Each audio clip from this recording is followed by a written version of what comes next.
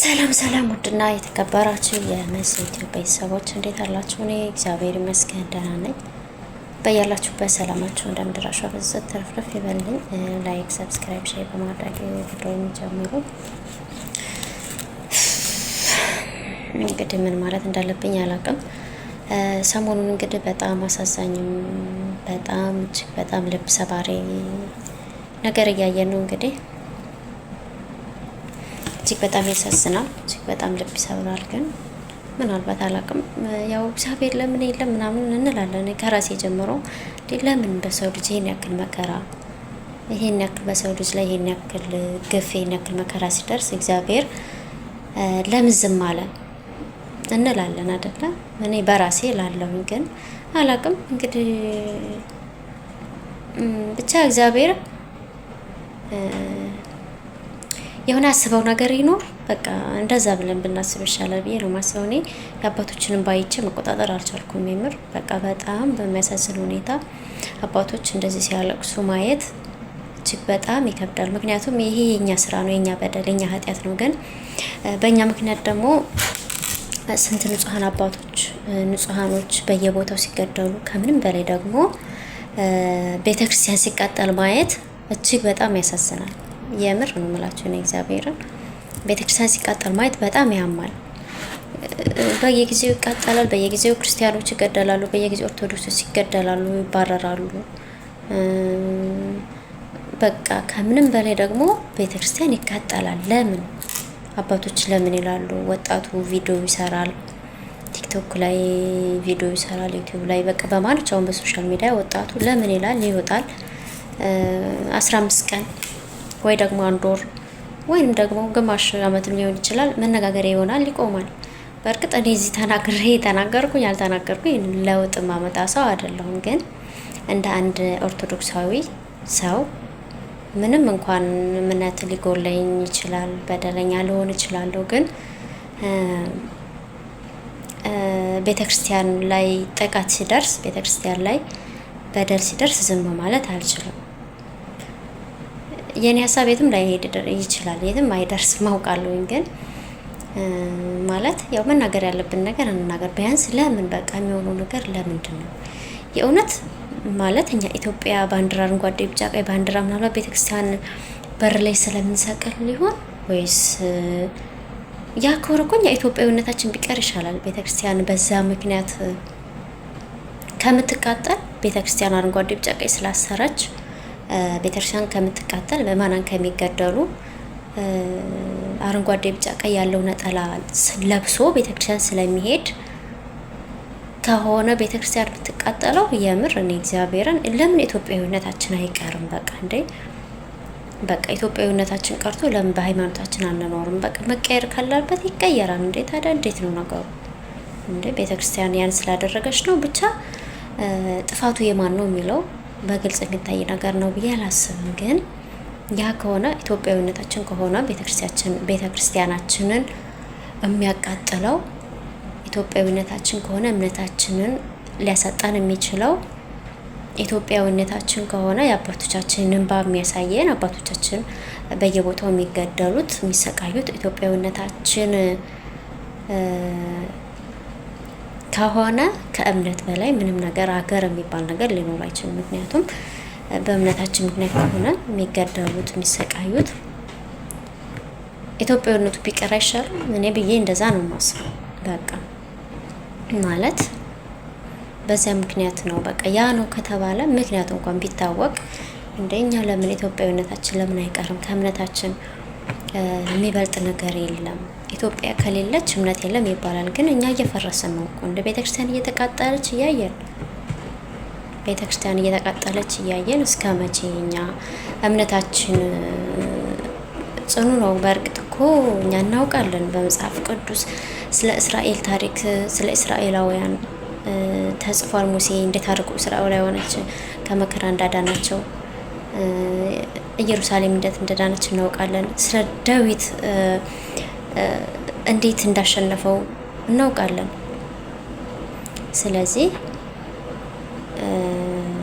ያ እንዳለ ሆኖ እምነታችን ጠንካራ እንደሆነ በእግዚአብሔርም እንደምንተማመን እግዚአብሔርም ደግሞ እንደሚረዳን እናምናለን። ይሄ እኛ የምንለው እኛ የተማርነው ሳይሆን በተግባር የሚያየነው በመጽሐፍ ቅዱስም ተጽፏል አለ ማለት ነው። እና ዳዊት ጎልያድን በአንድ ጠጠር ነው የጣለው። እሱ ግን በጣም ብዙ ወታደሮች እንዳሉት እናያለን፣ እንማራለን። እና እግዚአብሔርን የያዘ ሰው አያሸንፍም። እግዚአብሔርን የያዘ ሰው አይሸነፍም በተአምር ማለት ነው። በእርግጥ ለጊዜው ይሄ መከራ ስላለ ምናልባት በቃ እግዚአብሔር ረስቶናል፣ እግዚአብሔር ትቶናል ልንል እንችላለን። ግን በተአምር እንደዛ አይደለም። እግዚአብሔር ታጋሽ አምላክ ነው። ምናልባት የገዳዮችን ልቦና ሊመልስልን ይችላል። በሆነ ምክንያት የገዳዮችን ልቦና እግዚአብሔር ሊመልስልን ይችላል። ምናልባት ለዛም ሊሆን ይችላል ዝም ያለው እንጂ እና ብቻ በጣም ያማል የምር። እኔ አባቶች እንደዚህ ያለቅሱ ማየት በጣም ይከብዳል። ከዛም በላይ ደግሞ በጣም የሚያሳዝነው ቤተክርስቲያን በዚህ መልኩ ስትቃጠል ስትነድ ማየት ረበግሽኗ እንዴ! በጣም ከባድ ነው። እግዚአብሔርን ማለት ስሜቱ ይከብዳል በጣም። ግን ምን ማድረግ እንችላለን? አቅም የለንማ ከነሱ እኩል የመዋጋት የመመለስ አቅም የለንም እኛ። እግዚአብሔር ነው አቅማችን። እንግዲህ ሁሉም ነገር ለእግዚአብሔር አሳልፎ መስጠት ነው ብዬ ነው የማስበው። እና እጅግ በጣም ያሳዝናል። ለማንኛውም አሁንም ቢሆን ፍትህ ለኦርቶዶክሳውያን፣ ፍትህ ለእኛ። በቃ እንዴ በቃ እኛ ኢትዮጵያዊነታችን ከሆነ እምነታችን ሊያሳጣን የተነሳው ኢትዮጵያዊነታችን ይቅር በቃ እንደዛ ነው የሚሻለው። እንዴ ቤተክርስቲያን እንደዚህ ስትሰደድ በቀን 50-60 ኦርቶዶክሳውያን ሲገደሉ ማየት በጣም ያማል። ስለዚህ በቃ ፍትህ እንግዲህ የሚሰማ ካለ ግን የለም ችግሩ። አሁን ፍትህ እንላለን።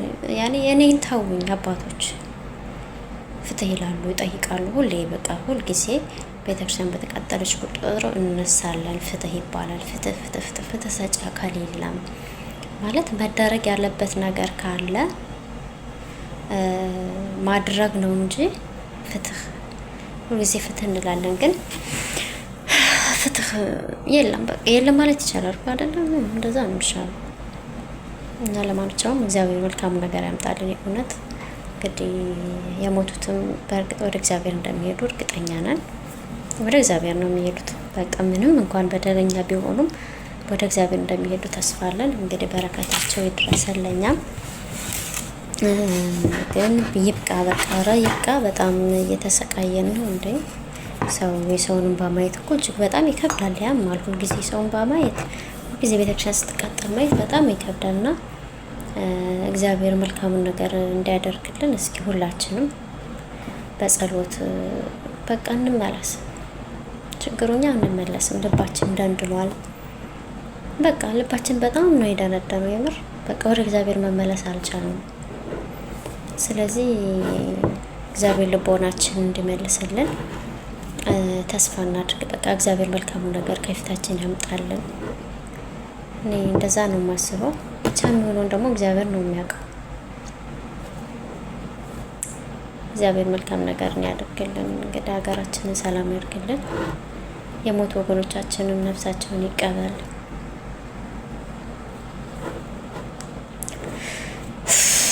በጣም ከባድ ነው ብቻ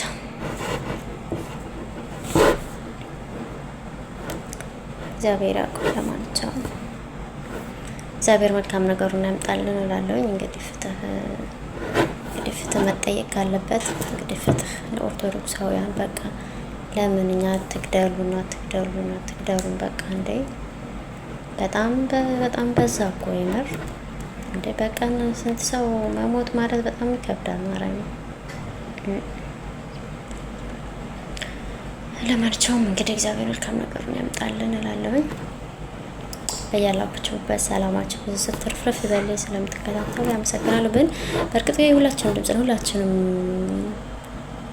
ልንቆምበት የሚገባ ነገር ነው። እንግዲህ አባቶች ሲያለቅሱ፣ ቤተክርስቲያን ስትቃጠል ከማየት ውጪ ሌላ ምን እየከፋ ነገር ምንም ሊኖር አይችልም። ከዚህ በላይ የከፋ ነገር አይኖርም። ስለዚህ ሁላችንም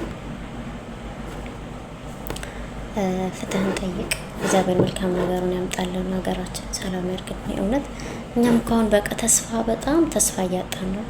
ሀገሬ ገብቼ ህይወት መኖር ምናምን ልጅ መውለድ፣ ኧረ በኪዳነ ምህረት የማይታሰብ ነገር ማለት በቃ ከባድ ነው። ሁሉም ነገር እንደምታዩት ነው። ሰው በሀገሩ ላይ መኖር ካልቻለ ምን ተስፋ ሊኖረን ይችላል? እንደኛ እዛ ያሉትን ካላየን እንዴት ብለን ወደ ሀገርስ መግባት እንችላለን? እና እግዚአብሔር መልካሙ ነገር ያድርግልን። እንግዲህ ፈልጥ ለኦርቶዶክሳውያን ብያለሁ። እግዚአብሔር መልካም ነገሩን ያደርግ።